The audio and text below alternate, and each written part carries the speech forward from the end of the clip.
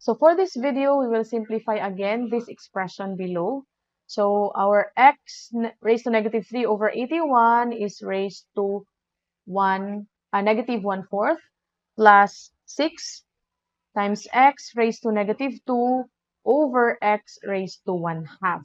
So kining atong negative 1/4 kay exponent man siya ani, no?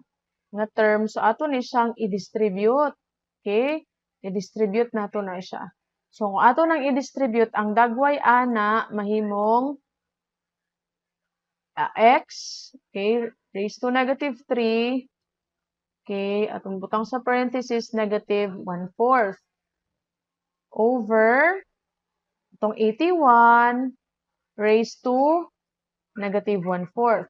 Then kining dinhi nga expression, so plus kini nga term x times 6 times x raised to negative 2 over x raised to 1/2.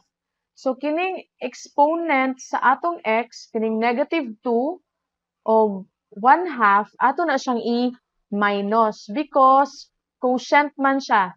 Same base, ang base nato kay x. So ang mahitabo sa iyang exponent is ma-minus. So mahimo nang muna siyang negative 2 minus 1/2.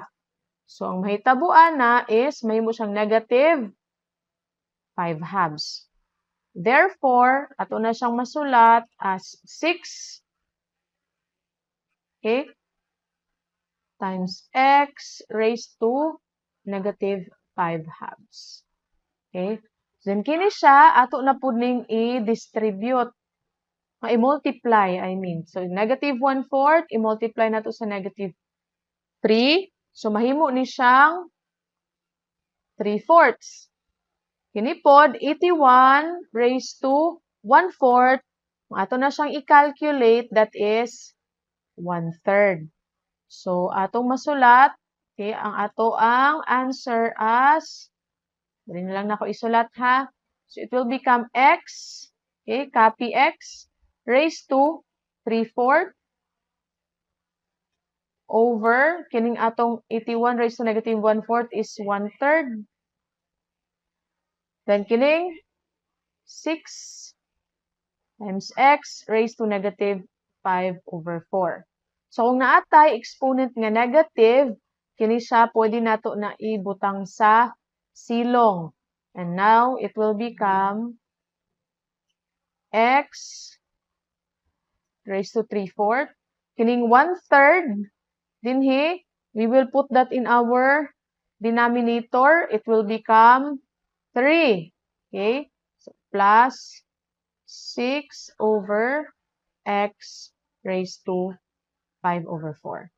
Take note nga kining exponent nato nga negative 5/4 mahimo ng positive kung ibutang nato sa atong denominator. Okay? So you already have your answers. Our answer is 3 times x raised to 3/4 plus 6 over x raised to 5/4.